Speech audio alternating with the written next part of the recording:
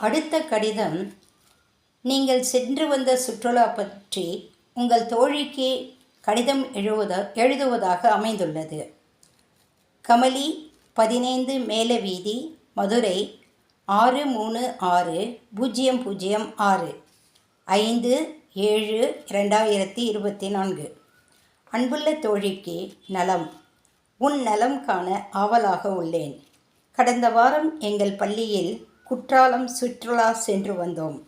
குற்றால அருவி நீர் மலைகளிடையே உள்ள பச்சிலை மூலிகைகளில் படிந்து வருவதால் நோய்போக்கும் ஆற்றல் கொண்டு விளங்குகிறது. நான் பலமுறை அருவியில் நீராடினேன். எனவே நீயும் வாய்ப்பு கிடைக்கும்போது சென்று பார்த்து மகிழ்ந்திட வேண்டுகிறேன்.